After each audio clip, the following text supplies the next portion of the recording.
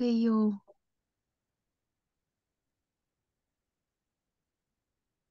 Jo. Tai gal dar palaukim kokią minutę, jeigu žmonės dar kas bando susigaudyti, tai šį kartą palauksim porą minučių.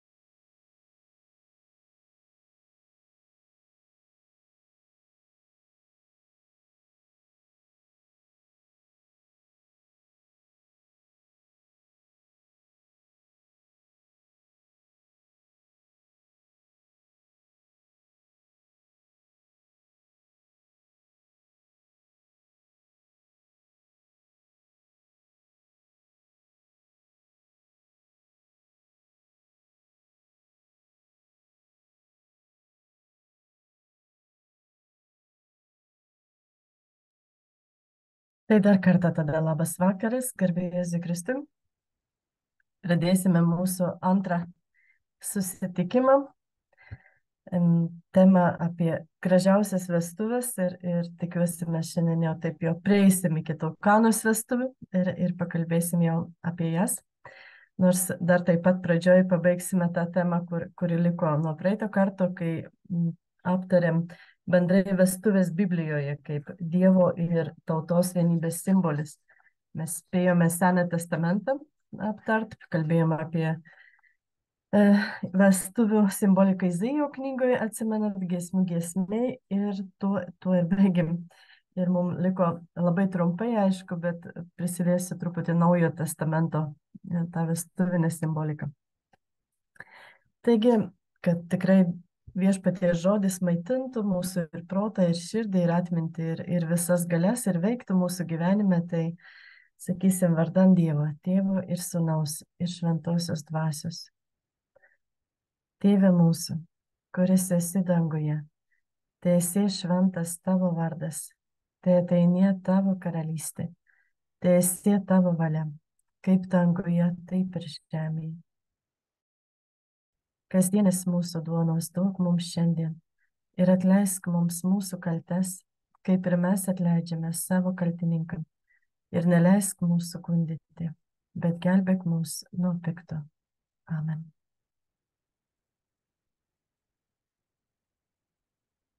Vestuvės arba santuokinė simbolika Naujam testamente, kaip jau sakiau, labai, labai trumpai. Ir pradėsime nuo Pauliaus laiškų, taip iš kito galo. Apie Apreiškimo knygą jau minėjau praeitą kartą, tai nekartosiu. Tai apie Pauliaus laiškus ir parašiau jau į čatą nuorodą. Galim ir paskaityti nuorodą, kur visada yra naudojama, kai ruošiamas poros santuokai. O taip pat kartais gal ir per jūsų vestuvės skaitė. O kai bažnyčioje skaito, tai moteris visada taip nemėgsta šitą ištrauką šventą raštą. Ir veltui. Tai būtų Efeziečiams, laiškas Efeziečiams, 5 skyrius, 21-32 eilutės. Efeziečiams 5, 21, 32. Galim atsiversti visi. Turime turbūt savo Biblijas. Pakluskite vieni kitiems dėl Kristaus baimės. Jūs, moterys, būkite klusnios savo vyrams, lyg kad viešpačiui. Nes vyras yra žmonos galva, kaip ir Kristus yra bažnyčios savo kūno galva, ir gelbėtojas. Kai bažnyčia klauso Kristaus, taip ir moteris visą kame te klauso vyrų. Jūs, vyrai, mylėkite žmonas, kaip ir Kristus mylėjo bažnyčią ir atidavė už ją save, kad ją pašventintų, nuplaudamas valančių vandeniu per žodį, kad padarytų savo garbingą bažnyčią, neturinčią jokios dėmės, nei raukšlės, nei nieko tokio, bet šventą ir nesuteptą. Taip ir vyrai privalo mylėti savo žmonas, tartum savuosius kūnus. Kas myli žmoną, myli save patį. Juk niekas niekada nėra nekentęs savo kūną, bet jį maitina ir globoja kaip Kristus bažnyčia, kadangi esame jo kūno nariai. Todėl žmogus paliks tėvą bei motiną ir glausis prie savo žmonos ir du taps vienu kūnu. Tai didis slėpinys, aš tai sakau apie Kristų ir bažnyčią. Taigi kiekvienas jūsų te myli savo žmoną kaip save patį, o žmona te gerbės vyrą. Taigi, ką galim perskaityti iš tą ištraukoje, nesimsim dabar plačiai aiškinti vyro ir žmonos santykius kaip tokius, bet mūsų temo svarbu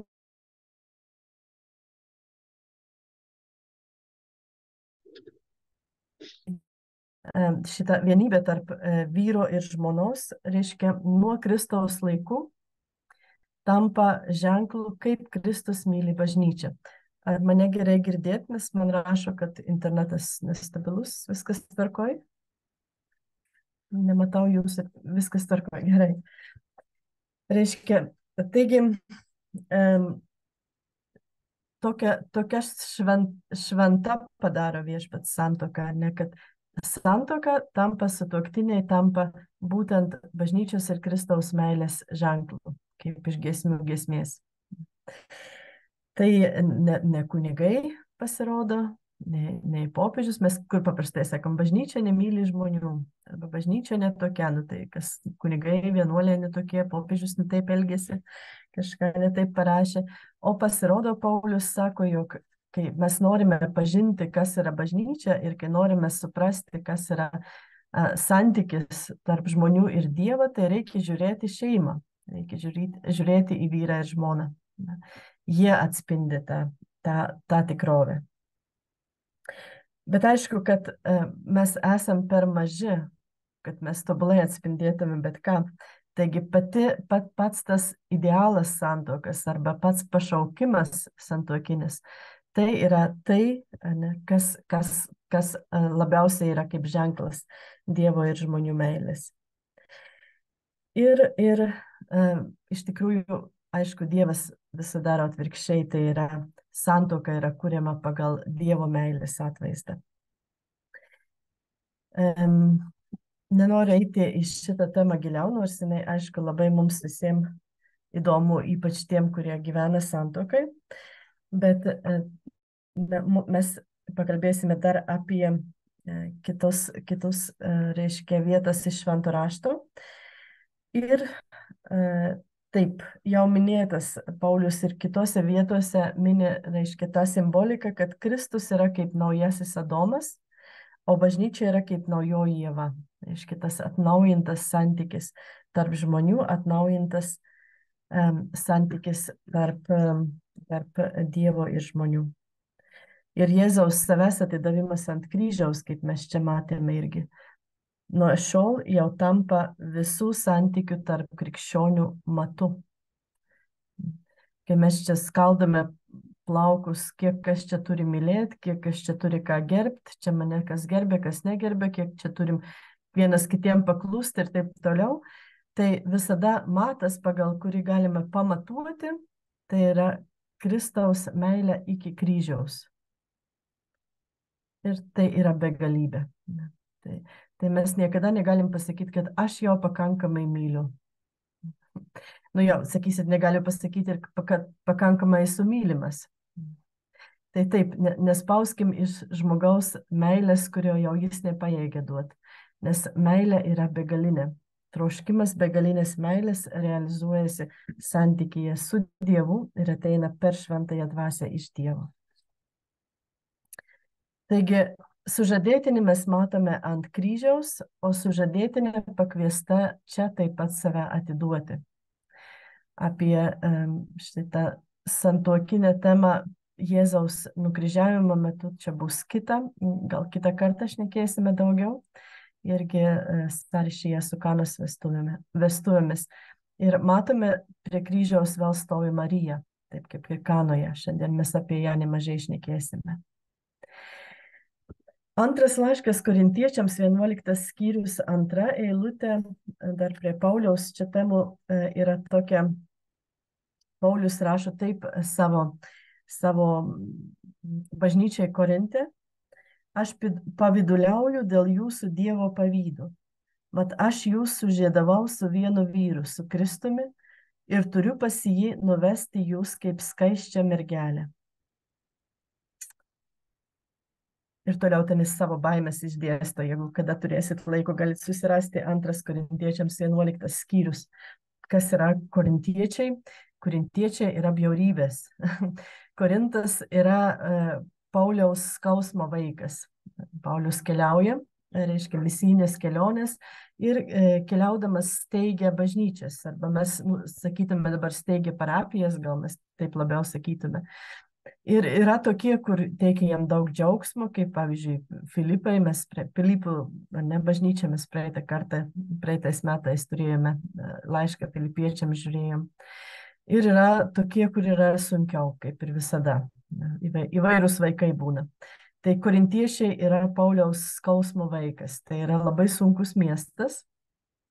Tai yra uostamiestis ir kaip galima spręsti pagal laiškus, ten reiškia ir naujai įkurta bažnyčia taip pat patiria labai daug tų problemų, kurios bendrai yra šitam mieste, o tai yra būtent ir ištvirkavimas, tai yra įvairios neteisybės ir pagonybės pavojai ten didesni negu dar kitur, kurie ateina vėl į ką tik naujai įkurtą bažnyčią ir taip toliau ir taip toliau.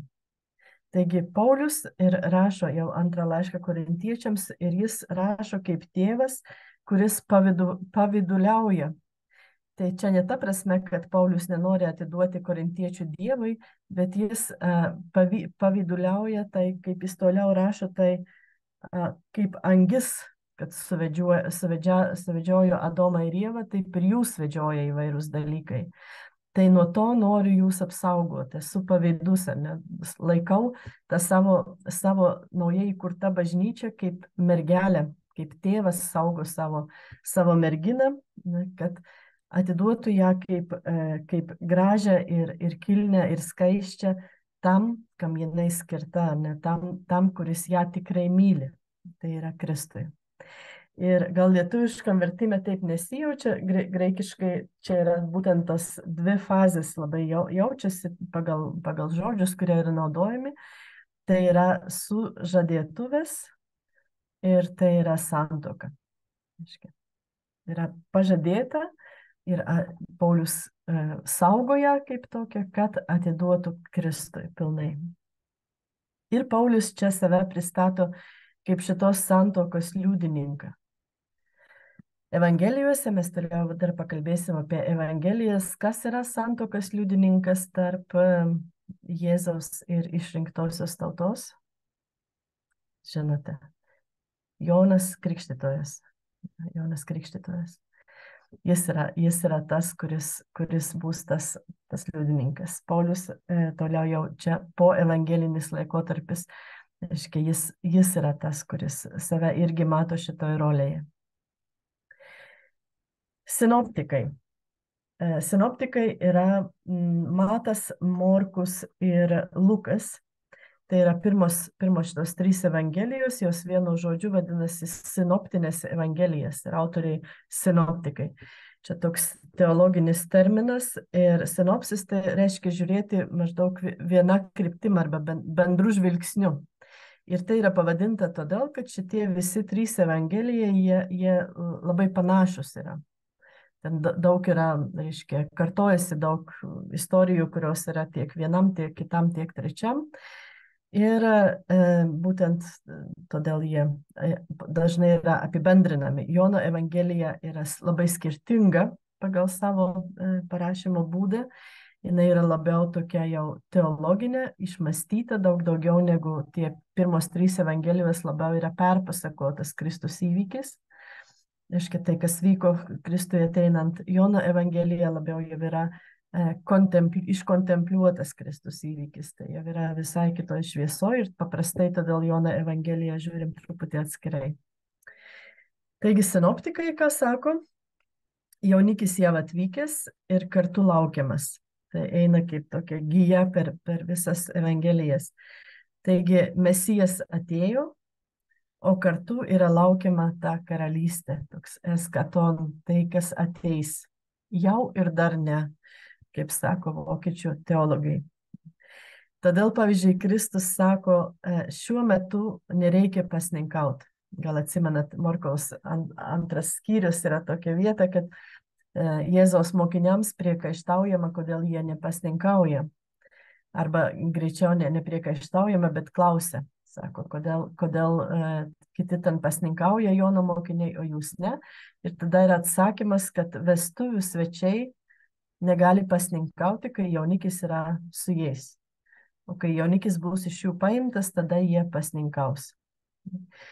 Tai išreiškia, Jėzus jau yra ir kartu mes laukiam dar didesnį išsipildymo Mesijo karalystės, kas bus su antruoju jo atėjimu. Labai įdomi tokia irgi tema, pavyzdžiui, Mato Evangelijos 22 skyriui, 1-14 eilutės, neskaitysim dabar tos ištraukos, bet turbūt irgi prisiminsit, čia yra apie vestuves, tema apie vestuves, ir yra keliamos čia yra palyginimas, Jėzaus palyginimas, ir yra keliamos karaliaus sūnaus vestuvės, į kurias yra kviečiami svečiai. Ir kas mūsų tematikoje čia yra svarbu pastebėti, kad tai ne karaliaus vestuvės. Senam testamente, pavyzdžiui, giesmių giesmei, tai yra karaliaus vestuvės. Nes sužadėtinis yra karalius. Čia yra karaliaus sūnaus. Labai toks ryškus Naujojo testamento akcentas. Dievo sūnus, kuris yra atėjęs į šitą žemę, kaip tas jaunikis, jis yra karaliaus sūnus. Sužadėtinė yra pasirengusi Dievo tauta, kuri išeina jo pasitikti. Tokia kokia yra.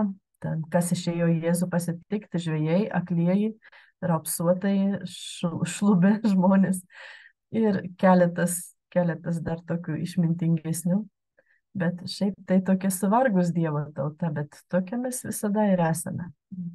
Bet esmė yra, kad jis tai yra karaliaus sūnus.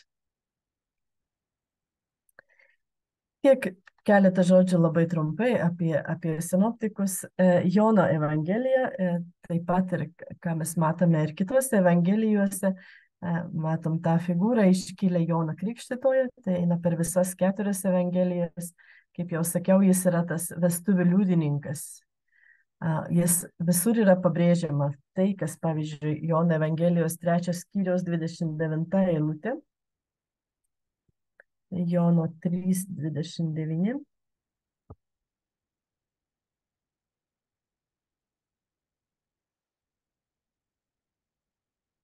Kas turi sužadėtinę, tas sužadėtinis, o sužadėtinė bičiulis, kuris šalia stovi ir girdi, džiaugte džiaugiasi jaunikio balsu. Šiam mano džiaugsmui dabar jau nieko netrūksta. Jam skirta augti, o man mažėti. Ta, ką Paulius paskui sakys, aš pavidauliauju ir reiškia, saugau, paruošiu tą sužadėtinę, bet sužadėtinis esu ne aš, sužadėtinis yra Kristus. Jonas Krikštytojas yra tas bičiulis. Judaizmo tradicijoje bičiuliai lydėjo vestuvių eiseną, sužadėtinio eiseną džiaugsmingais šūkiais.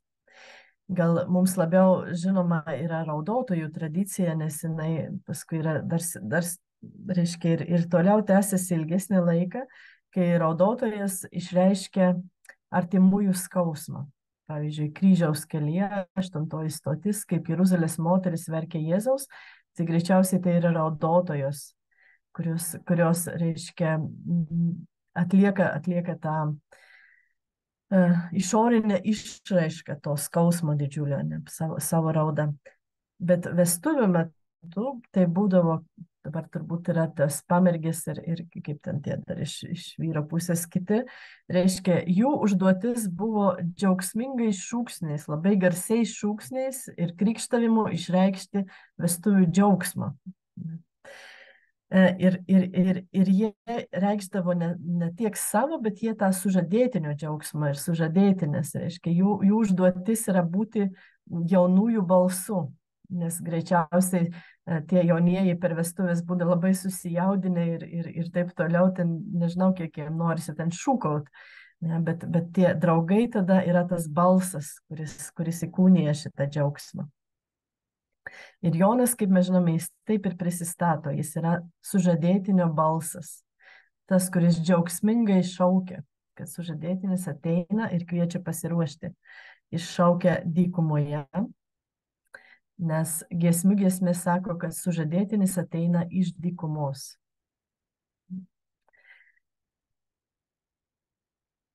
Jono Evangelija taip pat pristato dar vieną labai gražų tokį santuokinį įvaizdį ir tuo jau užbaigsime tą trumpą žvilgsnį į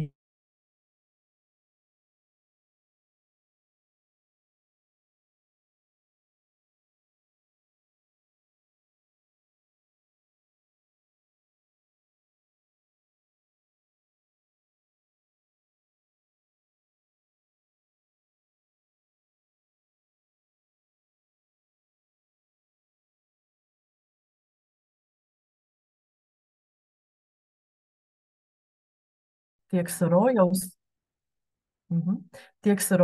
sodu, reiškia, kur vyksta meilės susitikimas, kur Adomas ir Ieva džiaugsmingų šūksnių vienas kitą pamato. Ir tai taip pat siejasi su giesmės, kad nuotaka randa savo meilę sode. Ir ten sode jie susitinka po to, kai buvo vienas kitą praradę.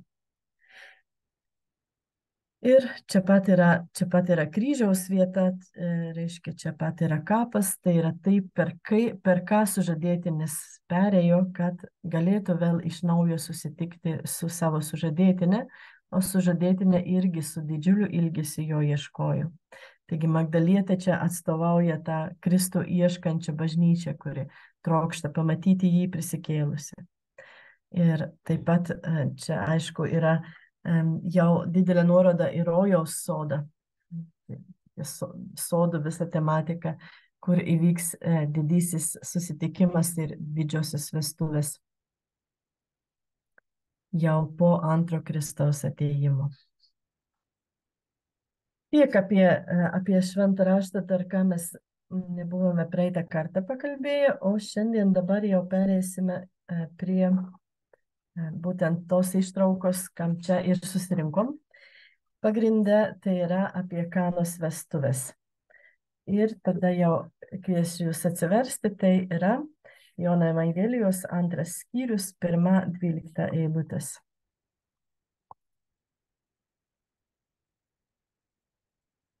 Jono 2, 1-12. Ne 127, bet 12.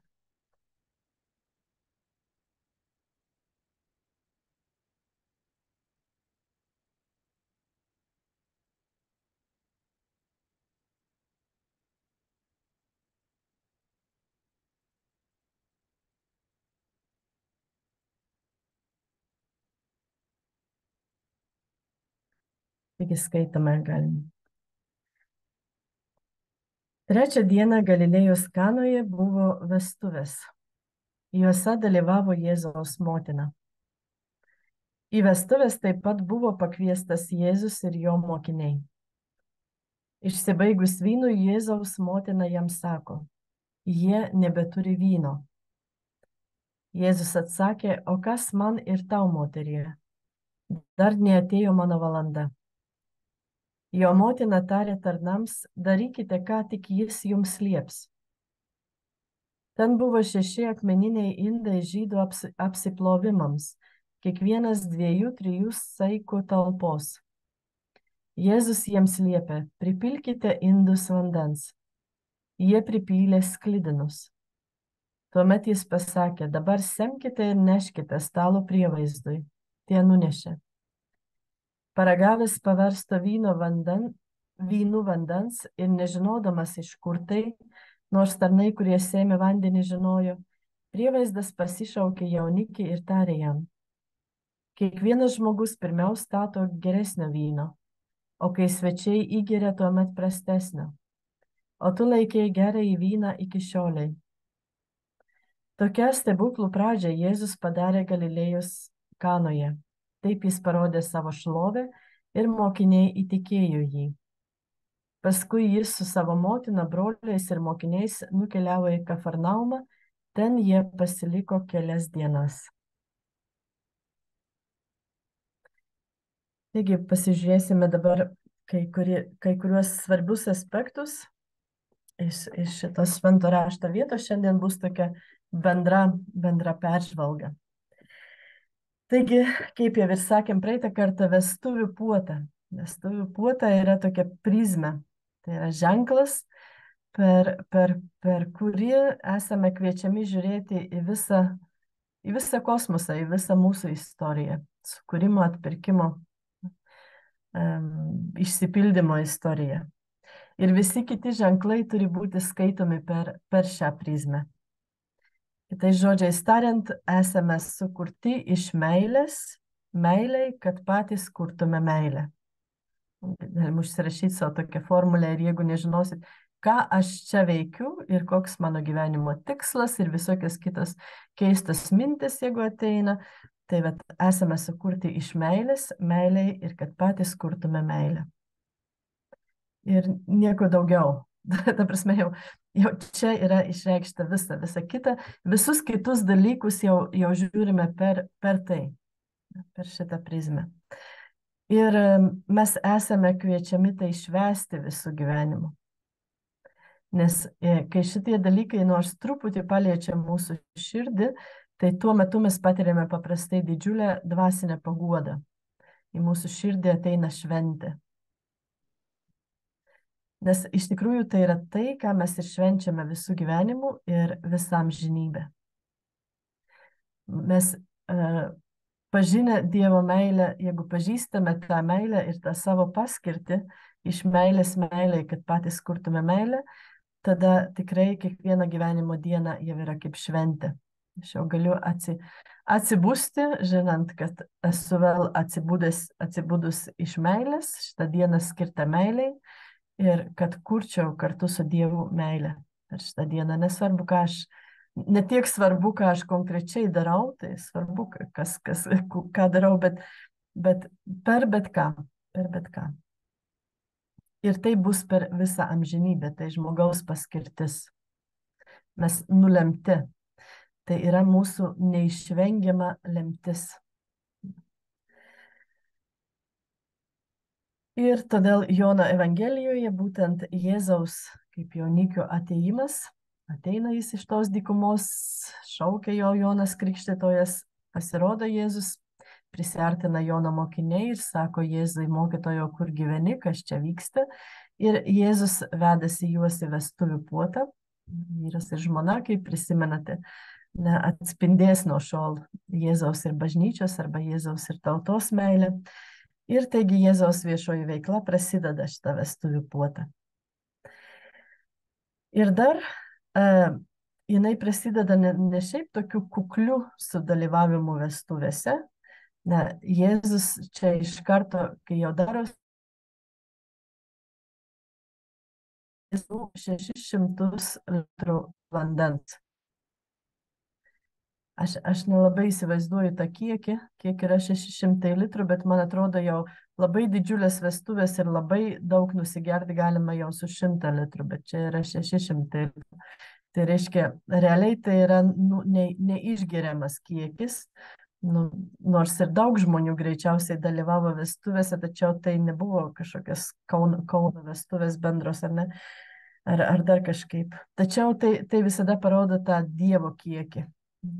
kaip ir visur Jėzaus palyginimuose, kai kalbam apie Dievo kiekius, tai jis ten nesismulkina, jis neskaičiuoja. Jau jeigu avį reikia nešti namo, tai jį neša, nors avys šiaip labai sunkios yra, jos šiaip nenešioja ten taip lengvai. Ne? Jeigu reikia išvesti ten, kad suradai pinigėlį, tai švenčia visų kaimų ir taip toliau. Reiškia, Jėzaus visada tie palyginimai yra labai dosnus. Ir tos varpos tada želdino 100-riopą derlių, kas paprastai nebūna ir taip toliau. Kaip sakoma giesmių giesmiai, gerkite, svaikite iš meilės, bičiuliai. Atsimenat, praeitą kartą mes skaitėm šitą ištrauką iš giesmių giesmės. Gali būti, kad alkoholizmo sužeistoje visuomenėje mums tai gali įrėžti ausį ir kartais ir širdį. Mums gerkite ir sveikite, kartais taip ir nelabai skaniai skamba. Tačiau čia mes turime jau reikalus su tuo, kad piktoji dvasia labai mėgsta iš būtent gražiausių dalykų padaryti, reiškia, kai jinai kažką kraipo, tada padaro būtent iš gražiausių dalykų patį bjauriausią. Tai yra, pažiūrėjau, su visų seksualumu, kas yra labai gražiai duota, ar ne tas meilės išraiška, tai bjauriausias nuodėmės padaro, ar ne skaudžiausias, kur kerta. Arba su žmogaus orumu, puikybė, ne, paverčia puikybę. Ir ten vyno simbolis, kuris yra tikrai tas skirtas džiaugsmui, bendrystė, reiškia, iš to padarom tada tą liūną, kuris jau paskui ištinka kaip alkoholizmas. Bet mes čia grįšime prie to, kaip Dievas tai mato, kaip Dievas tai nori skirti. Taigi pastebėkime dar vieną dalyką, tai yra kitoks vynas. Tas vynas, kurį Jėzus padaro iš vandens, yra kitoks negu prieš tai gertas vynas. Tai yra geresnis, tai yra geriausias vynas. Pažodiniam vertime yra gražus vynas. Graikų kalboje yra naudojamas toks žodis ir paprastai taip nekalbama. Mes nesakome gražus vynas. Mes sakome ar skanus, ar geras vynas, dar kažkoks, bet čia yra vartojamas žodis gražus, tai yra gražiausias vynas. Ir jis pasirodo pabaigoje. Jaunikis apsireiškia, tikrasis jaunikis apsireiškia puotos pabaigoje. Ir čia yra tokių daug reikšmių, kaip visada yra tos keletą reikšmių. Tai yra ir aliuzija į Naują testamentą, kad štai jaunikis atėjo, kas yra tiesiogiai tikrai ir vyksta. Jis dabar pasirodė ir jis ateina su tuo savo vynu. Ne? Prasideda jau tos kitos vestuvės, kuri tą žmonių porą dar tik simbolizavo. Ir taip pat, aišku, tas, kad vynas, kuris ateina pabaigoje, yra geriausias, tai jau kalba ir apie Kristaus antrą atėjimą, kurį mes vis turime paminėti, kai kalbam apie vestuvių simboliką, kai išsipildys galutinai Dievo planas ir prasidės tas pilnas Dievo viešpatavimas ir tada liesis tas geriausias vynas, kurio neįmanoma bus išgerti. Nes kas yra amžinybė, tai yra neišgeriamas vynas. Dieve, kaip apsidžiaugtų dabar visi pasaulio alkoholikai. Bet vėlgi, mes kalbam apie tą džiaugsmą, apie tą buvimą, apie tą artumo ir santykių pilnatvę, kuri, reiškia, yra Dievo karalystė. Taip pat tas kitoks vynas reiškia ir, kad tai, kas yra paprasta, ne tai, kad paprasta, bet tai, kas yra toks žmogiškas lygmuo, tas gyvenimas, kaip, sakytume, kaip zoe, toks graikų kalboje, žodis gyvenimas naudojamas yra du žodžiai, vienas yra bios ir kitas yra zoe. Tai va tas grinai natūralus žmogiškas gyvenimas yra tas bios, iš čia visa biologija mūsų ir taip toliau. Tačiau, kai į šitą gyvenimą yra įliejamas dieviškasis gyvenimas, pavyzdžiui, per krikštą malonę, per Jėzaus ateimą į sielą, per pašvenčiamą į malonę, tai šitas gyvenimas pradeda vadintis zoe. Tai yra kito lygmens gyvenimas, tai yra jau kitas naujas vynas. Ir tik šitas gyvenimas įeina į Dievo karalystę. Mes turime pakilti į tą kitą lygmenį, mes turime priimti Dievo malonę savyje. Vynas yra ir tai, be ko galima apsieiti. Tas visada irgi yra labai, labai stiprus simbolis. Kitaip nei duona, nei koks aliejus, ar mes savo kultūroje sakytume kokias bulves ir miltai, kas reikalinga gyvenimo palaikymui, tai vynas iš tikrųjų yra jau tas, kas viršyje, tas, kas yra skirta ne šiaip savo, bet kažkokiam ypatingam džiaugsmui, ypatingai šventai. Vynas yra tai, kas skiria gal kasdienybę ir šventę. Meilės, draugystės, buvimo kartu simbolis. Taip pat ir iš tikrųjų tokio atsipalaidavimo, kaip mes sakėm, žmogaus buvimo tikresniu ženklas. Nes kai žmogus truputį išgyja kompaniją, pradeda žmonės atviriau kalbėti, jiems paprasčiau tam pakalbėti. Ir čia vėlgi mes kalbame iš tikrųjų tos saiko ribose visur, ne, kol nėra iškraipimo. Ir kaip sakėm, o mes ir esame pakviesti švęsti jau visų gyvenimų. Taigi vynas nori tapti, Kristaus vynas nori tapti mūsų gyvenimo dalimi. Ir todėl Eucharistijoje Jėzus padaro vyną būtinu. Kol nebuvo Eucharistijos, vynas niekada nebuvo būtinas, dabar jis yra būtinas. Nes be vyno negali įvykti mišios. Be vyno, reiškia, neįvyksta tas išganimo veiksmas, nuolatinis kosminis, visapimantis išganimo veiksmas, kas yra šventosios mišios. Taigi vynas tampa būtinas žmogaus egzistencijos dalimi tik dėka vyno, kuris yra paverčiamas jau Kristaus krauju, reiškia, mūsų gyvenimas gali iš to bios tapti zoe, kai mes priimame Kristaus kūną ir kraują. Ir tai yra tokie labai stiprus ir, galim sakyti, aukšti dalykai ir kartu labai paprasti ir labai mums artimi. Vestuvių puota vyksta trečią dieną. Taip ir prasideda šitą ištrauką. Trečią dieną Galilėjos Kanoje buvo vestuvės. Kas čia per trečioji diena, ten aišku, egzegetai daug turi reikšmių šitų dienų, ten skaičiuoja įvairias. Labai paprastai pas Joną, tai yra trečioji diena, kaip jie susitiko su Jėzumi. Tačiau turbūt stipriau tas simbolis yra, kad tai yra pilnatvės diena, šviesos sukūrimo diena. Jeigu skaitysit kūrimo istoriją iš pradžios knygos 1 skyriaus, tai trečią dieną yra sukuriamas šviesuliai, saulė ir mėnulis. Ir reiškia, ateina į pasaulį šviesa. Ir čia vestuvėse mes juos matome. Tai yra Jėzus ir Marija. Na, tai du šviesuliai, kur vienas yra tas, kuris skleidžia šviesą iš savęs, ir kitas, kuris atspindi, tobulai atspindi šitą šviesą, pats irgi tokiu būdu tapdamas šviesa. Tai yra Marija, aišku. Marija Galilėjos, taip, ir juose dalyvavo Jėzaus motina, rašo toliau evangelistas. Ir kaip matome, evangelistas Mariją vadina motina. Toliau mes skaitome, kad Jėzus ją vadina moterija, 4 eilutė, kur dar mes randame tokį pat Marijos pavadinimą, tai yra prie kryžiaus, nes Kana ir kryžius labai siejasi, ta pati simbolika, todėl naudojamas tas pats žodis.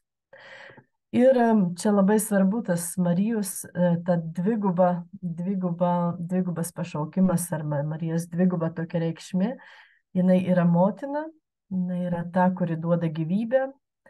Tiek Jėzus per ją ateina į pasaulį, bet taip pat Marija simbolizuoja visą išrinktąją tautą. Štai mažoji mergaitė arba jaunai moteriai, kuri yra ten Kanos vestuvėse, reiškia, yra kaip tokiam adatos smaigalį sukaupta visa žmonija, visa išrinktoji tauta. Ir kartu jinai yra moteris, tai yra sužadėtinė, kuri pirmoji išeina susitikti su sužadėtiniu. Marija visada yra ta motina ir mergelė, jinai turi turi abi šitas rolės joje susitinka. Ir toliau mes žiūrime trečią eilutę, pasibaigia vynas, trūksta vyną.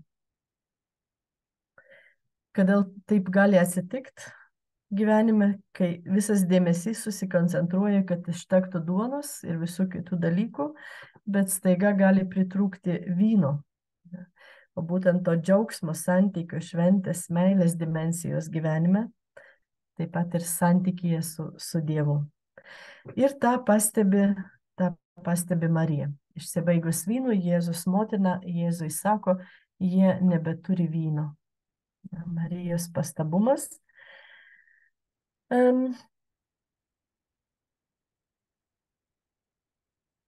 Jinai kaip sužadėtinė atstovauja visus tuos, kurie žino, ką Dievas nori mums duoti. Čia, aš nežinau, gal sudėtingai pasakiau, bet turbūt yra aišku. Aišku, čia yra ir ta paprastoji dimensija, kai tikrai Marija tiesiog pamato, kad šitų žmonių dviejų jaunų vestuvėse trūksta vyno ir tai yra labai nesmagus momentas. Tačiau gilesnių lygmenių jinai čia yra kaip sužadėtinė, kuri žino, kad Dievas nori duoti pilnatvę ir jos trokšta ir mato, kad žmonės jos neturi. Dvasiniai dalykai, tokios gilios paslaptis, kaip mes matome Biblijoje, vyksta dažnai labai užslėptai. Kaip Betliejus, kaip Nazaretas, kaip daugelis dalykų, tai vyksta per labai paprastus tokius žmogiškus ryšius, kažkokį paprastą žmonių gyvenimą, per paprastą tautą ir taip toliau. Kaip mes matome Kanos vestuvėse, per mažą, arba netokį jau mažą gailestingumo gestą, pastabumą, kad jauniesiems nebūtų gėda. Ir šventoji dvasia, kai žmonės atsiveria tai kasdienybei, tiesiog kaip tokiam buvimui su Dievu, visam tam, kas vyksta, tai ten galime žvelgti, kaip dvasia kūrė dar gilesnį lygmenį, kaip ir čia. Marija tiesiog pastebi, taip, jaunieji neturi vyno, o mes čia po 2000 metų sėdim ir esam supratę, jog čia tame jos sakinyje skamba jos ir visos žmonijos išganimo troškimas. Taip veikia šventoji dvasia. Jeigu mes pasižiūrim tokius artimesnius, gal kažkokius, pavyzdžiui, šventųjų gyvenimą irgi ten. Mes žavimės kai kuriais dalykais iš šventųjų gyvenimo, kaip jis ten pasakė, kaip jinai padarė. Bet tuo metu, kai jis sakė, ar jinai darė koks nors šventasis ar šventoji, tai buvo labai, labai paprasta. Haris Poteris yra tokios knygos, gal kas esat skaitęs, tai ten būna tokių aš labai stebiuosi tą autorę Rowling, aš manau, kad jinai tikrai geniali moteris, nes ten labai daug tokių pastabėlių, kurios iš tikrųjų labai iš tokio dvasinio gyvenimo tinka. Taip pat siužetas yra, aišku, stiprus labai tų knygų. Atmetant tai, kad mes gal nepradėsim burtininkauti, ar ne, imsim kaip pasaką ir kaip simbolius. Tai ten Haris Poteris, kuris daro visokius ten iškilius darbus, reiškia daug daro herojiškų tokių nuotykių patiria ir taip toliau, ir jo draugai tik sugebė ten sekti ir stebėtis. Ir kai vieną kartą ne jis, bet jo draugas padaro kažką labai, ten, aš neatsimenu dabar, iškilaus. Ir tada sako, bet ašgi nieko ten nepadariau, aš tik ten kažką truputį. O ten įvyko didelis dalykas. Ir tada tas Haris jam sako, ašgi tau sakau, kad taip yra visada. Iš šalies atrodo daug daugiau, negu yra iš tikrųjų, negu tu patiri iš tikrųjų. Tai yra toks iš tikrųjų dvasinio gyvenimo dėsnis, kad didžiausi dalykai vyksta, kai mes juos beveik kartais nepamatom, kai mes atrodo gyvenam tą savo įprastą gyvenimą, kai mes ten truputį kažkam padedam, mes truputį ten kažką paaukojam, mes truputį kažkur atsisakom. Nes kai darom labai didelius gestus, kartais jie reikalingi, bet tad paprastai įsimaišo tokia ir puikybės, ir tokia noro pasirodyti, ir čia taip. Ir todėl Dievas šitam pasauliu daug didelių gestų mums paprastai neduoda daryti. Paprastai didžiausi dalykai vyksta per labai tokius mažus kasdieninius pasirinkimus. O tada kas nors sako kokiam, bet tugi, ne, dėka tavęs įvyko tas ir tas. Ir sėdi kokia 80 metų močiutė ir galvoja, bet ašgi nieko nepadariau. Bet per tavo gyvenimą buvo kažkam padovanotas gyvenimas. Tai grįžtam, tai čia tik tiek, kad ir Marijos tas kuklus žodis, jie neturi vyno, jos paprastas, moteriškas, motiniškas pastebėjimas išreiškia, kaip sakėm, jos ir visos žmonijos tą džiaugsmo troškimą, išganimo troškimą. Ir tame yra Dievo troškimas. Jėzus irgi turi tą troškimą. Tai čia nėra tik tai sužadėtinis šauksmas, yra ir Jėzaus šauksmas, jis yra porą skyrių toliau. Porą skyrių toliau, 4 skyriuje vyksta Jėzaus susitikimas su moterim Samariete. Kas pažįstame esat labiau su šventuoju raštu, tai šitą ištrauką jums labai pažįstama. Kas mažiau, tai galite dar šiandien perskaityti paskui 4 skyriaus 1:42 eilutės labai, labai stiprus tekstas. Ir čia yra Jėzus ilsisi prie Jokūbo šulinio. Ir tada jis sako moteriai Samarietei, duok man gert. Čia irgi yra Jėzaus kaip jaunikio troškimas susitikti su tą suvargusią sužadėtinę, kokią simbolizuoja ją tuo metu Samarietė moteris. Mes praeitą kartą apie tai šnekėjome. Ir čia atrodo labai, kad Marija paskubėjo. Normaliai sužadėtinis pirmas turėtų prisipažinti meilę ir išreikšti savo troškimus. Ir sužadėtinė atsiliepti. Tačiau Marija, jinai tokia yra skubos moteris. Jinai mėgsta paskubėti. Nes meilė skuba. Meilė skuba. Arkiviskupas Fultonas Šynas savo knygoje apie Mariją rašo, jog Marija paskubina Kanoje, Marija paskubina savo sūnų pradėti išganomąjį darbą. Tuo pačiu jinai net paskubina kryžių. Jis daug apie tai svarsto, jeigu kas norit, galit paskaityti Gražiausia pasaulio meilė, jeigu neklystu knyga. Ir nes Jėzus sako, mano valanda dar neatėjo, tačiau Marijos troškimas, Marijos ilgesys jį paskubina pradėti greičiau, kad greičiau įvyktų pasaulio išganimas. Ir Fultonas Šynas, jis žavisi Marijos ta drąsa atiduoti sūnų, nes jinai žino, kuo greičiau Jėzus pradės savo viešąją veiklą, tuo ateis greičiau ir kančios valanda. Ir ten jinai stovės vėl prie kryžiaus, kaip ta tokia ištroškusi, sukepusi, sutrukinėjusi žemė. Ir gers tą naujosios sandoros vyną. Tai priims savo sieloje visą Jėzaus kraują. Jo meilę visos žmonijos, visos kūrinijos vardu priims Marija čia. Ir tai yra kraujas, kuris niekada nesibaigs. Nėra taip, kad Jėzaus kraujas pasibaigia. Jis nuolat yra gyvas Eucharistijoje. Tai yra nuolat kryžiaus kraujas. Eucharistijoje mes priimame kryžiaus kraują. Arba tą kraują, kurį Jėzus išliejo ant kryžiaus.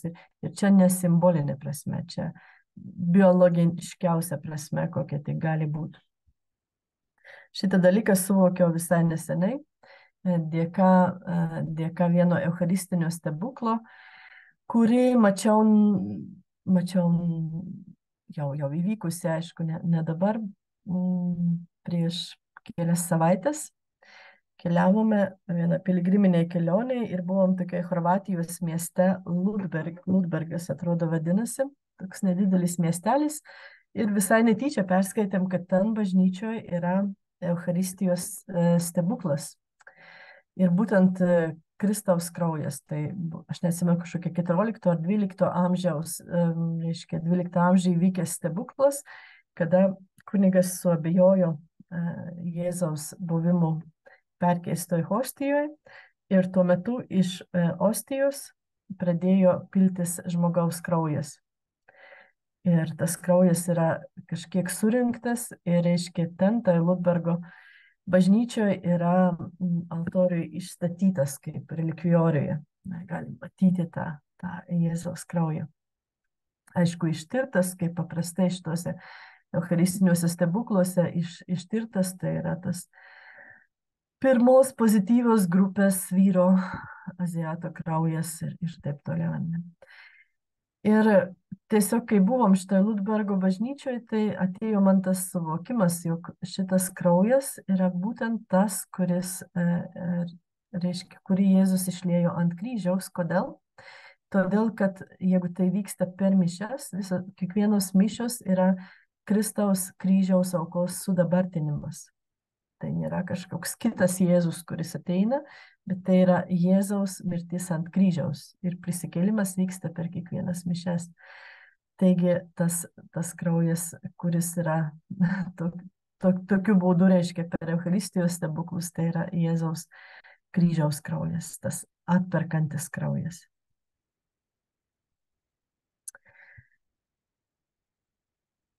Grįžtam prie Kanos.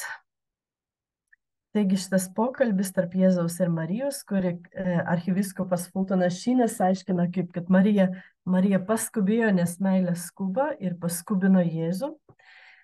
Pagal kai kurios egzegetus šitas Marijos ir Jėzaus pokalbis turi kitą reikšmę. Nes kaip jie aiškina, sako šitas sakinys, kur Jėzus sako, o kas man ir tau, moterie, yra to meto diplomatinės kalbos posakis. Ir jis reiškia, kad abu pokalbio dalyviai yra sujungti sandoros, kad jie turi bendrą reikalą, kitais žodžiais tariant, kuris yra dar ir patvirtintas bendrų kažkokių susitarimų, bendra sandora. Taigi mes labiau čia išvelgtume, kad sakytų, ko čia kišiesi ar ne, dar kažkaip, bet pagal to meto kalbos formą tai reiškia, kad taip mes čia abu dalyvaujam tame. Kas man ir tau.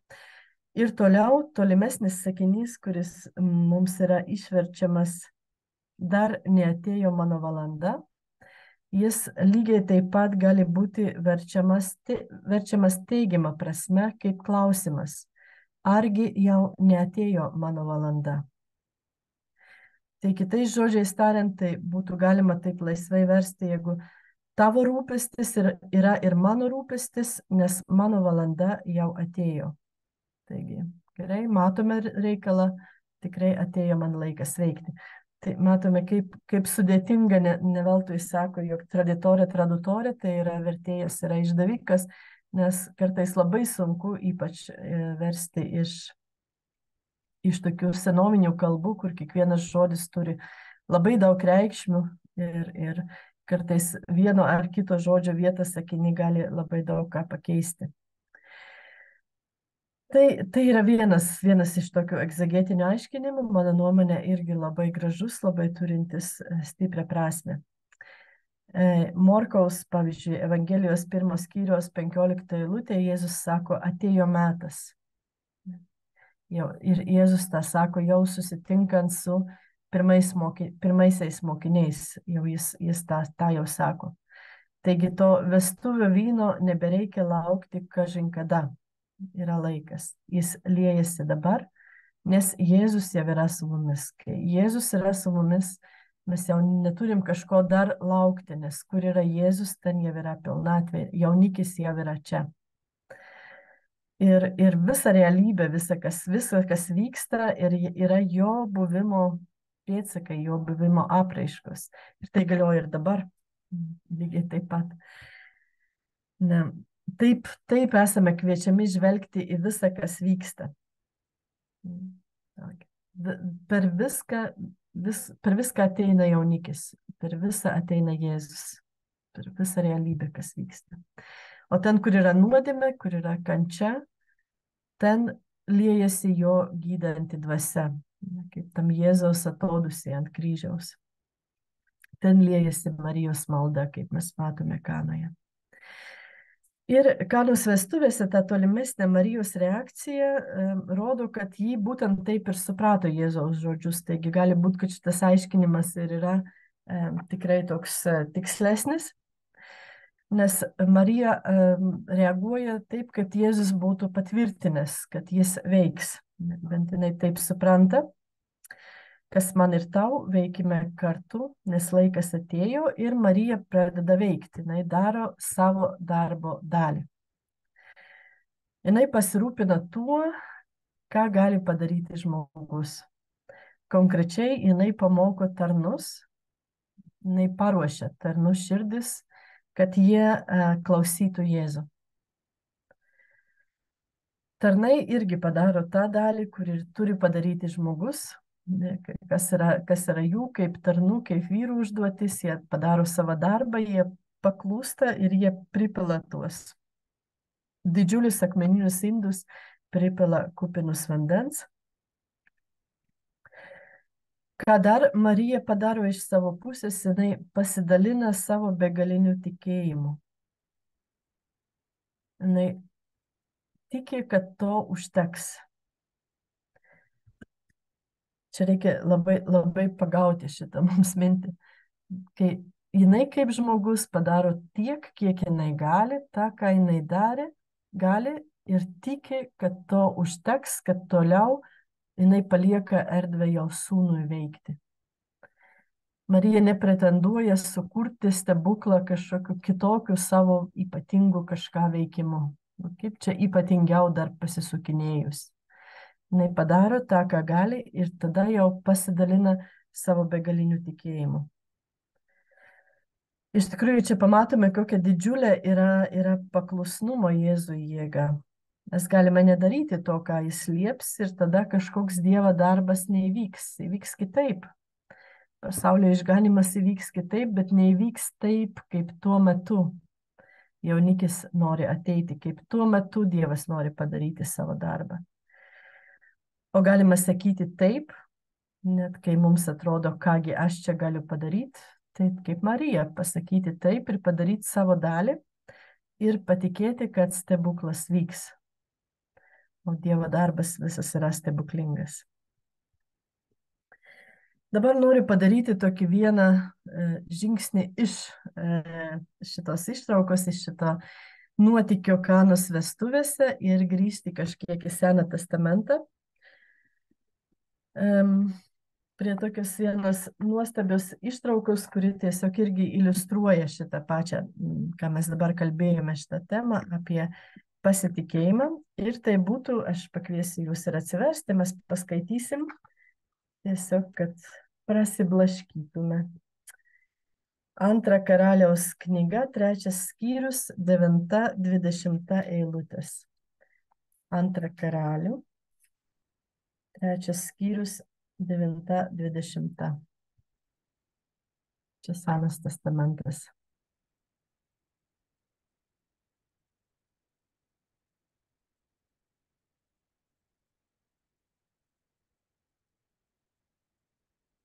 Aš perskaitysiu ištrauką truputį praleidžiant kai kurios eilutės, kurios mums netokios svarbios, jūs galėsit vėliau paskaityti visą.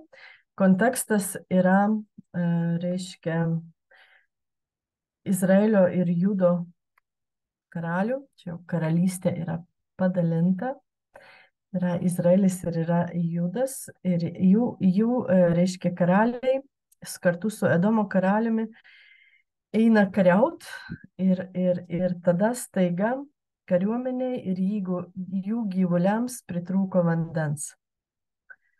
Visada, kai vyksta karas, jau mes dabar tokie jau patyrę, kadangi dėja patyrėme karą šiuo metu irgi, nors ir kaiminystėje, ir žinome, kad vienas iš labai svarbių strateginių dalykų yra ne tik tai, kiek ten tos armijos bus arba kokie ginklai, bet kokiu būdu, reiškia, bus aprūpinta šitą armiją. Ir čia kariuomenėje pritrūksta šito aprūpinimo, būtent pritrūksta vandens. 10 eilutė. Izraelio karalius aimanavo: deja, viešpats sušaukė šiuos 3 karalius tam, kad atiduotų Moabui į rankas.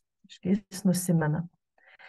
Bet Juozapatas klausė, argi čia nėra viešpaties pranašo, per kurį galėtume viešpaties pasiteirauti. Ir vienas Izraelio karaliaus dvariškių atsakė, Šafato sūnus Eliziejus, tas, kuris pildavo vandenį Elijui ant rankų, yra čia. Jis turi viešpaties žodį. Taigi, pasiklausysim, ką mums sako pranašas. Gal jis gali kažką padėti. Ir pranašas Eliziejus paprašo 15 eilutę, atveskite man arfininką. Tai yra duota tokiam įkvėpimui. Ir arfininkui grojant, Eliziejui atėjo viešpaties galia ir jis tarė. Taip kalbėjo viešpats. Šioje sausvagėje tebus išrausta daug duobių. Taip kalbėjo viešpats. Nematysite nei vėjo, nei lietaus, tačiau upės vaga bus pilna vandens. Atsigersite ir jūs patys, ir jūsų galvijai, ir nešuliniai gyvuliai. Tai dar tik mažmožis viešpaties akyse, nes jis atiduos jums į rankas Moabą. Ir 20 eilutė, kitą dieną per rytmetinę auką staiga pradėjo tekėti vanduo iš Edomo pusės. Vanduo aptvindė kraštą. Labai panašiai, ne? Čia tiesiog yra paralelė Kanos stebuklo, nes vyksta labai panašus dalykas. Sausroje viešpats liepia tiesiog iškasti duobės vandeniui. Ir jis sako, nebus čia nei lietaus, nei vėjo, reiškia tai, kas yra normaliai, žmogiškai suprantama, bet vanduo bus duodamas stebuklingai. Tačiau, ką jūs turite pasiimti savo kastuvus ir kastis tiesiog duobės. Ir kodėl upė užtvindė, todėl, kad nepakankamai daug jie ant to duobių dar prikasė tų grovių visų. Ne, tai vanduo tiesiog liejosi per kraštus. Argi nebeprasmis darbas, kaip pripildyti tuščius indus, kai vestuvės jau įpusėjusios, ne, bet ar kasti grovius, kai vandens nėra, net pripildyti mažiausius indus, kad galėtų atsigerti žmonės ir gyvuliai. Bet ką nori pasakyti tiek šita ištrauka iš Karalių knygos, tiek Kanos vestuvių dalykai, kad Dievo galimybės toli viršyje mūsų galimybės ir nereikia jų pririšti. Nereikia Dievo galimybių pririšti prie mūsų galimybių. Na, tai yra dvasinio gyvenimo išmintis, kurią puikiai žino Marija. Ir kurią mes vis norime šitą išmintį vis atskiesti. Man labai patiko viena tokia švento rašto aiškintojų citatą, tiesiog noriu pacituoti, pastebėjimas. Jis sako, kodėl Jėzus kaip pirmą stebuklą pasirinko vandenį paversti vynu. Todėl, kad žinojo, jog jo pasekėjai padarys viską, kad Evangelijos vyną paverstų vandeniu. Deja, mums pavyksta. Tai mes labiau mokame. Viskas suredaguoti, sumažinti Dievo galią, pririšti prie savo galios. Ne, pririšti prie savo mažo tikėjimo, prie savo interesų, kas irgi dažnai vyksta. Kaip tik galim suinterpretuoti Evangeliją, ką galim išbraukyti ar pridėti ką nors prie savo polinkių ir taip toliau. Dievo daug mūsų gąsdina. Dievo daug mūsų gąsdina. Ir čia norisi tokį, kad mes iš Kanos pasiimtume šitą didžiulę išmintį, kuria jau yra bažnyčios paprastam, netgi liaudiškam, sakytume, tikėjime, tai yra slėpkimės tame už Marijos. Bet kai Dievo galia mūsų gąsdina, slėpkimės už Marijos, ieškokime priebėgos jos tikėjime. Kartais gal jau dabar yra daug mažiau, tačiau tokia ankstesnė tradicija ir gal kartais yra dar ir pas mus, kad Marija yra vaizduojama kaip ta, kuri yra priebėga nuo Dievo rūstybės. Kad Dievas toks užsirūstinęs, Dievas toks galingas, Dievas gal toks tolimas, o Marija tokia paprasta, mes kaip prie mamos, ten bėgame, pasislėpiame, jinai mūsų užtaria, jinai sulaiko Dievo ranką, kad jis ten nenubaustų pasaulio, jinai ten atveria, kaip ten rojaus mažas dureles ir suleidžia visus ten netikusius į rojų, kuriuos ten šiaip Dievas neįleidžia ir taip toliau, tai visi gražus pasakojimai, kurie iki dabar kai kur yra aktualūs. Realybėje Marija yra mūsų priebėga nuo Dievo meilės galybės, kai mes jos neatlaikome. Kai Dievo meilė yra tokia nuostabi ir tokia galinga, kad mums reikia žmogaus, mums reikia truputį paprasčiau. Čia mama, čia Marija, čia truputį aiškiau, tačiau ta Dievo meilė tokia neaprėpiama. Ir taip pat mums reikia pasislėpti už Marijos, kad jinai vietoje mūsų, arba mes kartu su ją galėtume tikėti visu tuo, ką Dievas nori mums duoti. Tai čia jau kaip mūsų tokia dvasinė praktika gali būti. Kai mes norisi pririšti Dievo galybę prie savo galimybių, tai imkime ir slėpkime už Marijos ir sakykime, Marija, tu tikėk. Aš negaliu šitoje vietoje jau patikėti, kad čia Dievas suveiks, bet aš einu už tave, tu kaip eini prieki manęs, tikėk savo tikėjimu. Nežinau, kiek dabar tai yra toli pažengę, bet buvo daug kalbų apie tai, jog bažnyčia gal reiktų paskelbti naują dogmą apie Mariją kaip malonių tarpininkę. Ir tada buvo tokio daug ir pasipriešinimo, kad Dievui nereikia čia tokių tarpininkų, kad Dievas tiesiogiai duoda malonę. Bet man atrodo, kad tame irgi yra ta išmintis, kad tik Marija yra pajėgi jas visas priimti. Mes per maži, mes nepajėgus ir todėl mums reikia to Marijos šviesos, kuri gali tą visą priimti, visą tą begalinę šviesą, o mes jau ten už jos sijono truputį kažką, tiek kiek, taip kaip einam. Ir tokiu būdu einam į priekį. Tai šita mintis tiek, kiek jums padeda. Jeigu jinai nepadeda, jeigu jums atrodo kitaip, tai ją padėkite šalį, Marija neįsižeis. Man jinai atrodo labai stipri ir labai graži.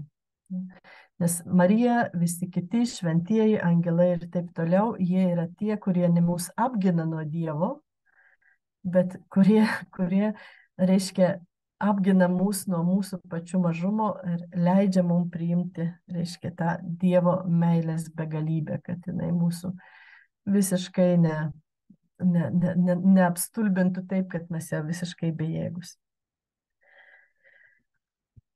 Einame toliau, grįžtame prie vėl Kanos vestuvių. Ir jau einame į pabaigą šiandien.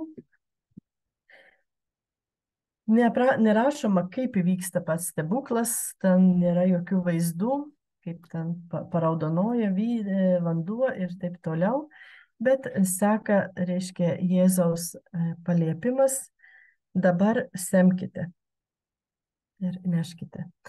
Vėl stiprus tas žodis dabar, nereikia laukti, ką jau pradžioje kalbėjom. Ir to mums irgi per daug, mums reikia palaukti. Palauk biskį. Negali būti taip paprastai. Kodėl taip sunku priimti Eucharistiją? Per paprastai. Kaip dar kažkokiai senoji dvasinėje knygoje parašyta. Jeigu šventos mišios vyktų tik kartą metuose ir tik kur nors Vatikane, tai mes visi keliautume ištisom piligriminėm kelionėm tenai. O čia taip paprastai. Tai čia kiekvienai piligriminėje kelionėje turbūt tą patiriame, kur keliaujam kur nors pamatyti, kur ant kokia ten ąžuolėlio Marija stovėjo, nors ant kokio akmenėlio ir ten džiaugiamės tuo akmenėliu ir vyksta mišios. Tas per daug paprastai reikia, per daug jau čia pat Dievas. Reikia mums nuvažiuoti kokią ypatingą šventą vietą, atlikti kokią ypatingą išpažintį, pasiklausyti kokiu ypatingus paskaitos ar pamokslininką, gauti ypatingą gydymą, iš ypatingo, pageidautinai užsieniečio, kokio nors užtarėjo ir rankų ir taip toliau. Ir viskas tvarkoj, viso to reikia mūsų mažai širdžiai. Mes čia taip kaip vaikai einam. Ir tai yra tvarkoj, tikrai viskas taip Dievo palaiminta ir bažnyčios palaiminta, nes šitie dalykai stiprina mūsų tikėjimą. Tačiau visada drįskime ir praktikuoti tą, ką Jėzus sako, dabar semkite. Bet čia ir dabar ta pati malonė liejasi. Tu tik atveri širdį Jėzui ir liejasi ta pati malonė, kur stebuklingiausiai pasaulio vietoje su stebuklingiausiu užtarimu. Ten, kur esi toks, koks esi, taip kaip moki, Dievas atsiduoda viską. Visas, jis neriboja. Čia tik mažas aš, čia tik mano vanduo, bet Jėzui tiek ir reikia. To mažo aš, to mano vandens. Jau dabar esame Dievo sūnus ir dukros ir nieko mažiau. Niekas mažiau negali būti. Lygiai taip pat ir kaip mūsų ta paskirtis, kaip atsimenat, pradžioj kalbėjau. Sukurti iš meilės, meilė, kad patys kurtume meilę. Tai ne vieną akimirką nedingsta šitas dalykas. Nėra tokios akimirkos, kai to nebūtų mūsų paskirtyje.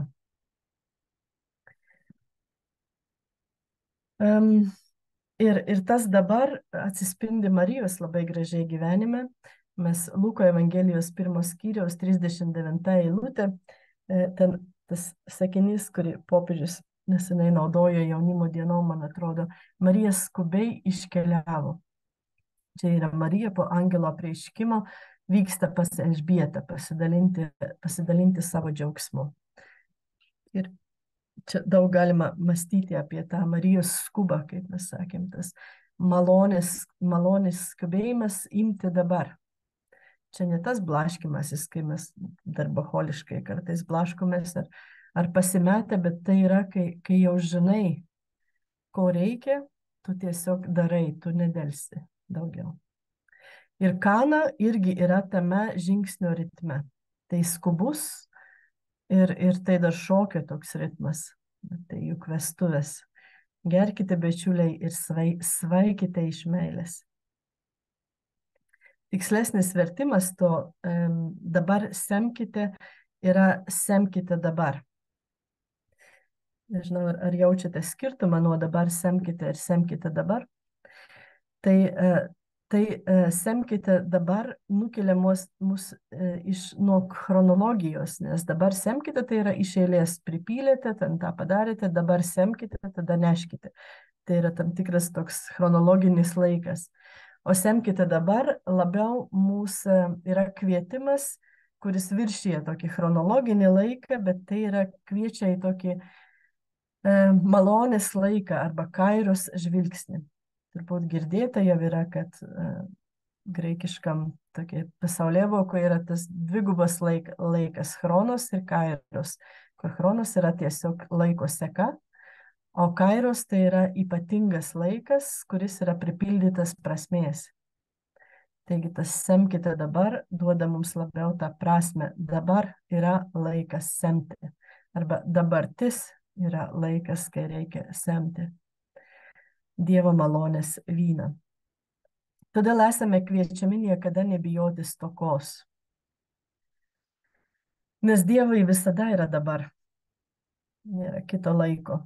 Vėl atvedam prie to nepakeičiamo mūsų likimo.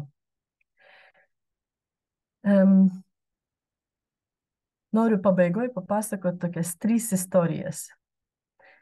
Tiesiog jos man šiuo metu kalba ir jos yra iš tokios knygos, kuri vadinasi Prabundanti meilė, išleista į lietuvių kalbą, ten Ignacinės rekolekcijas pagal giesmių giesmę ir ten smagi knyga, labai patariu paskaityti grinai ir kaip dvasiniam skaitimui ir ten irgi tuo, kad ten daug istorijų įvairių iš žmonių gyvenimo, iš visų, kurios labai gražiai iliustruoja.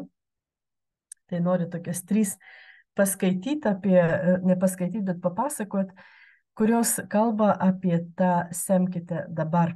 kad tai, kas vyksta dabar, yra malonės laikas. Pirma istorija yra iš jezuito, amerikiečių jezuito Walter Čizek istorija, gyvenimo istorija. Jis buvo Lenkų kilmės amerikietis, kuris įstojo į jezuitų ordiną ir turėjo troškimą vykti kaip misionierius į Rusiją. Tai yra pokario laikas, po antro pasaulinio karo. Ir jis su kažkokia žmonių delegacija nuvyksta, išmoksta rusų kalbą, jis svajoja apie tai, kaip jis bandys ten, reiškia, kontaktuoti su žmonėm, nešti evangeliją, dirbti Rusijoje, reiškia, kaip misionierius. Ir jis nuvyksta ten kažkokiam kontaktam su kažkokia delegacija ir yra suimamas, apskūstas kaip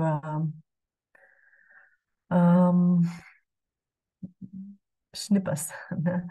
Kad jis šnipinėja čia atvykęs ir patenka, neatsimenu, ar 25 metai, ar 30 metai į Sovietų Sąjungos kalėjimų ir lagerių sistemą. Po to jis yra iškeičiamas į kažkokiu būdu į Ameriką ir ten parašo knygą apie visą šią savo patirtį. Ir tai, ką tas tėvas Valteris rašo, jis sako, kaip sunku buvo iš pradžių, reiškia, tie pirmieji kokie 5 metai tas įveikti būtent tą nusivylimą. Ir jis yra dvigubas. Vienas yra toks grinai žmogiškas, nes tai, ką verčia dažnai daryti lageriuose, tai yra daryti beprasmį darbą. Kaip pavyzdžiui, iškasti grovius ir kitą dieną juos užkasti. Tai yra toks žmogaus žlugdymas per beprasmį darbą. Bet aišku, dar didesnis nusivylimas yra tai, kad jo svajonė buvo būti misionierium, nešti, reiškia, Kristaus evangeliją. O jis čia tiesiog tik tai kenčia ir kasa tą žemę. Daugiau jis ten kažkokias tranšėjas, ten nežinau, beveik kaip antroji Karalių knygoje. Ir tada jis aprašo tą savo atsiverimą tam, jog Dievas vykdo jo svajonę čia ir dabar. Ne kažkada, kai jis išeis čia iš tų lagerių, ne kažkada, kai jis gal ten, nežinau, knygą parašys ar dar kažką, bet kad jam Dievas davė suprasti, jog tai, kas dabar vyksta, nėra beprasmis, bet tai ir yra jo misija. Per tai Dievas vykdo jo troškimą. Neša Evangelijos šviesą Rusijai. Ir jis tiesiog su ta mintim jis daro tą beprasmį darbą, kenčia tą, galim sakyti, beprasmę kančią. Ir tai davė jam jėgų išgyventi. Tai kiekvieną kartą, kai kelsimės į darbą ir mums atrodys, kad mūsų darbas beveik toks pat beprasmis kaip tėvo Valterio, tai galim prisiminti šitą pavyzdį, jog per tai Dievas irgi vykdo tai, ką mes trokštame. Ką mes trokštame nešti taiką pasauliui, meilę aplinkai, išganimą žmonėms. Darykim savo darbą ir tikėkim. Kita istorija yra iš Vietnamo kardinolo Van Tuano gyvenimo. Irgi panašiai. Reiškia, jis pateko tik Vietname, buvo areštuotas ir 15 metų praleido kalėjimo vienutėje, labai sunkiuose sąlyguose. Ir irgi kardinolo, reiškia, jo pirmieji, kaip jis rašo, mėnesiai, paskui jo rašo savo atsiminimuose, labai paženklinti didelės kančios, būtent to, kad bažnyčia, reiškia, buvo bažnyčios persekiojimas, kad bažnyčia Vietname yra siaubingai persekiota, visi vienuoliai išblaškyti, kažkur įvairias koncentracijos stovyklas uždaryti, tikintieji, reiškia, persekiojami ir taip toliau. O jis yra kardinolas, jis yra ganytojas šitos kaimenės. Ką jam daryto, jis sėdi savo vienutėje ir jis nieko negali. Ir tada jis meldžia Dievą, kaip dabar jam būti savo tautos kardinolu. Ir vieną kartą jam į rankas patenka toks paprastas kalendoriukas, kur kiekvieną dieną turi savo lapelį. Ir jis pradeda kiekvieną dieną ant tų lapelių rašyti kokį mažą kreipimąsi į savo tikinčiuosius. Porą sakinių tiek, kiek telpa ant to lapelio.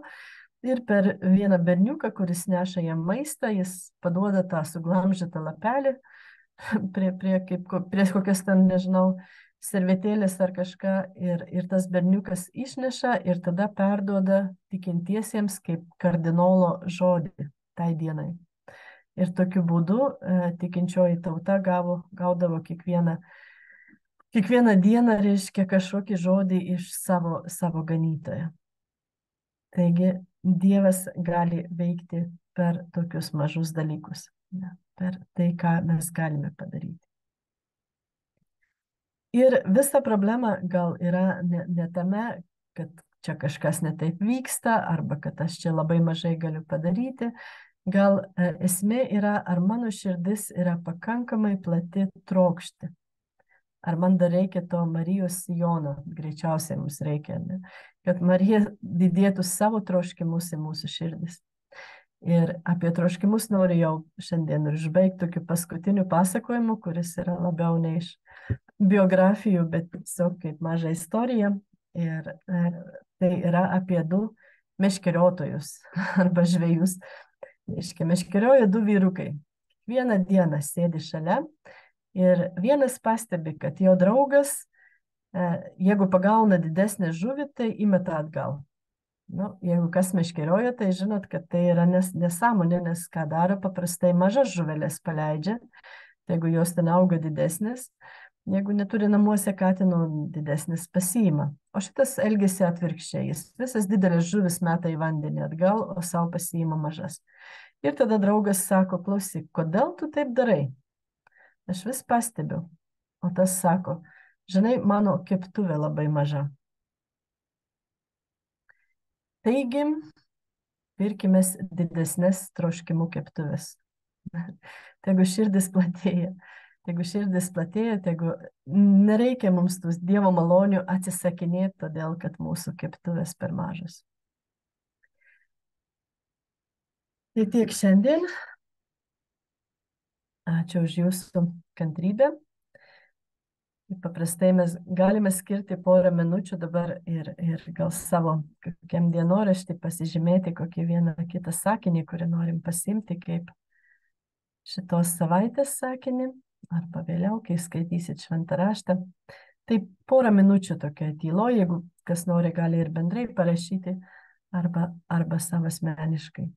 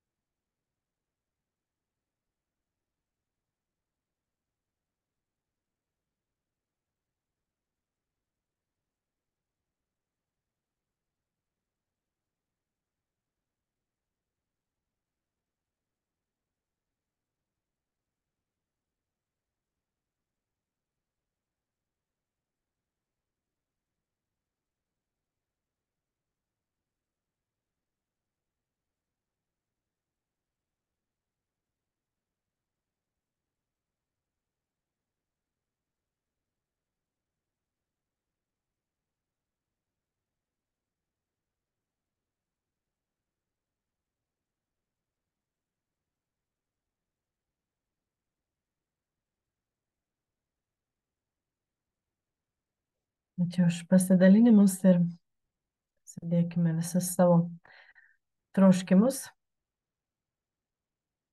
į Dievo motinos rankas. Sveika Marija, malonės pilnoji, viešpats su tavimi, tu pagirta tarp moterų ir pagirtas tavo sūnus Jėzus. Šventoji Marija, Dievo motina, melsk už mus nusidėjėlius, dabar ir mūsų mirties valanda. Amen. Vardant Dievo Tėvo ir Sūnaus ir Šventosios Dvasios. Tai su Dievu ir iki kito trečiadienio. Ačiū labai visiems. Ir dar kartą pakartosiu informaciją, kad rytoj atsiųsiu nuorodą į YouTube ir savaitę dar galėsit pasižiūrėti šitą paskaitą. Ir labai atsiprašau už stresą, kurį patyrėm visi, manau, čia šiandien. Ramaus vakaro. Ir ačiū Sesei labai už tiek nuostabių minčių.